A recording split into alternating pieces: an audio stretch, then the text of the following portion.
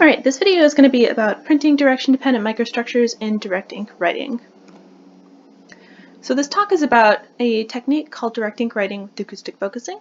So you start with direct ink writing. That means that you're extruding a fluid ink through a nozzle and then writing out lines onto a substrate and then solidifying them after deposition. So direct ink writing with acoustic focusing is a modification where you set up a standing acoustic wave inside of the nozzle. So that standing sound wave will align particles and generally move them towards the center of the nozzle. That means that by switching between turning acoustic focusing on and off, you can change the properties of the printed structure. So if you have silicon carbide fibers in an epoxy matrix, you can switch between compliant and stiff components. If you have carbon fibers in an insulating matrix, you can switch between electrically insulating and electrically conductive components. And if you have cells in a hydrogel, you can switch between having your cells distributed randomly throughout the matrix and having them packed together and connected to each other inside of the printed structure. Now, what this talk is really about is what happens in this focused state. So when we focus these particles, the line that we actually print out can change its properties depending on what direction we're printing in.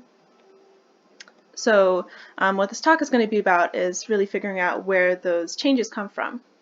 So to do that, we'll use flow fields. So here we're looking at an image from below the nozzle. This nozzle is outlined with a square. You can see that we've already written 2 lines, and now we're writing a 3rd line of particles. And so you can see that with these videos, we can actually extract what the flow field is like using particle image velocimetry. So within this entire region, we can identify how fast fluid is moving and what direction it's moving in.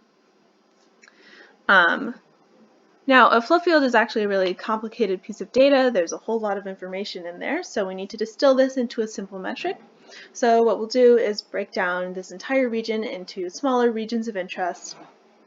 And within each region of interest, we'll look at just the average transverse flow velocity within the entire region. So each of these flow vectors has a transverse component that goes across the printed line, and there's a parallel component that just goes with the print direction. So the transverse component will really tell us where these disruptions in the particle distribution come from. To analyze print direction effects, we printed out a bunch of different polygons, and so a polygon is just a collection of lines that are printed at different print directions. So here we'll reference the print direction as an angle between the print direction and the x-axis of the printer. Now ideally, all of our transverse flow velocities would be 0 at all printing directions. That means that we don't have any particles that are moving across the filament and departing from that initial tightly packed distribution in the center of the line. Instead, what we see is that at some printing directions we have quite a lot of transverse flows, and at other printing directions we have very little transverse flow.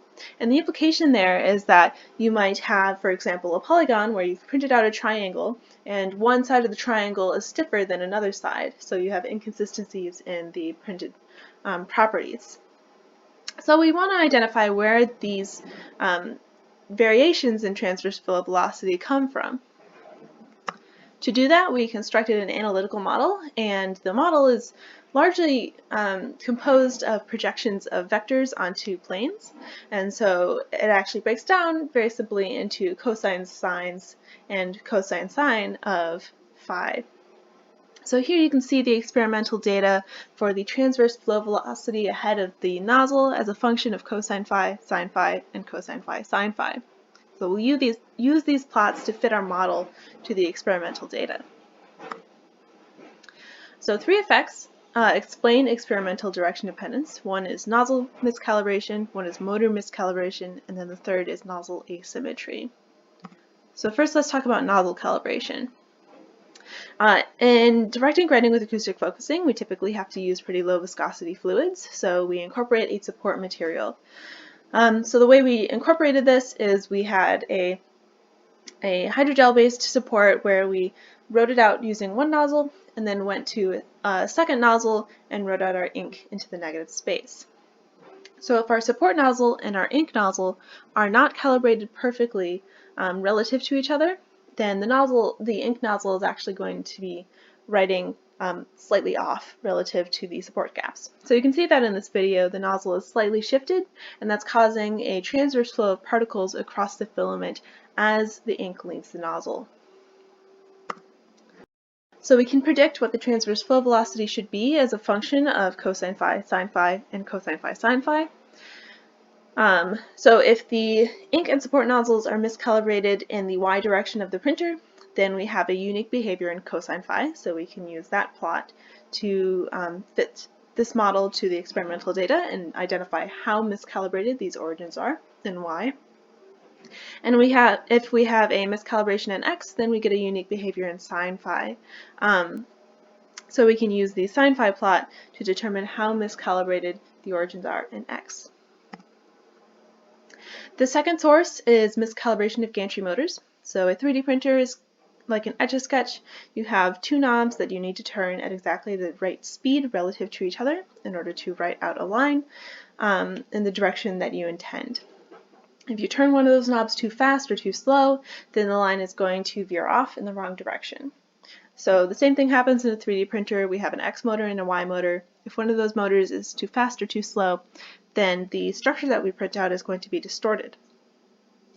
Now, we can identify how miscalibrated these motors are because we have a camera that's looking up from underneath the nozzle, so we can compare the actual path that we print out to the path that we intended to print out. So the way we do that is through this model. So you can see that the motor miscalibration produces a unique behavior in transverse flow velocity as a function of cosine phi, sine phi. So we'll use this plot to identify how miscalibrated the motors are in the experimental data. Now the third source is asymmetrical nozzles. In direct ink writing with acoustic focusing, we actually use square nozzles because we end up with better acoustic focusing and better acoustic resonance. But a square nozzle is kind of like painting with a wide paintbrush where you can't rotate it as you're painting. When you change directions with your paintbrush, you end up painting a line that's a different width. So the same thing happens with a square nozzle. The relative orientation of the nozzle and the print direction determine what the transverse flows will be. There are three ways that this can manifest. One is a disturb zone. So this happens when we have fluid that's moving around the nozzle. So depending on the orientation of the nozzle, that fluid that's moving parallel to the surface of the nozzle is going to be moving in a different direction. The other two sources, fluid reshaping and solid rotation, are kind of two ends of the same spectrum. So you start with this square vertical column of fluid, and that square vertical column needs to turn into a square filament that's sitting flat on the substrate. Now at the low viscosity end of this spectrum, that square column of fluid will just reshape to take on a curved surface at its front edge. And so you end up with this excess fluid that then has to move inward. So you get different amounts of flow inward depending on how that square is oriented. At the high viscosity end of the spectrum, you have solid rotation. So this square column of ink will behave like a solid, so it'll leave the nozzle, then hit the substrate, rotate on its corner, and sit flat on the substrate. So depending on what rotation that square ink column is at, you'll end up with different amounts of rotation. Now all three of these effects actually give you very similar plots here, so I'll just show you one. So this is solid rotation. What we see is we have a unique behavior in cosine phi and sine phi. So actually if you look at the results for these octagons that we printed and hexagons, so the blue lines here, you have this like M shape. We use the amplitude of that M shape to fit this model to the experimental data and identify how much of our direction dependence comes from the use of a square nozzle. So when we compare the fitted data to the experimental data, you can see that we're able to match a lot of the characteristics of the experimental data. So we're able to diagnose a lot of the sources of direction dependence in this experimental setup. So to recap, if you are trying to identify why the microstructures that you're printing out in multi-phase materials change depending on the print direction, there are three sources that you need to consider. One is nozzle calibration, so how the positions of two nozzles of different materials are calibrated relative to each other. So this is going to apply in any sort of multi-material printing situation where you have two separate nozzles. The second effect is motor miscalibration, so this is going to come into effect whenever you have a gantry and you're writing out lines. And then the third effect is nozzle asymmetry. This is more specific to multi-phase printing, such as direct ink writing with acoustic focusing, but it can also apply in any sort of situation where you have an asymmetric nozzle, like a square nozzle or a rectangular nozzle or an oval nozzle. You end up with these direction effects. So thank you for watching my video. You can contact me at my email address down here, or you can comment on the video.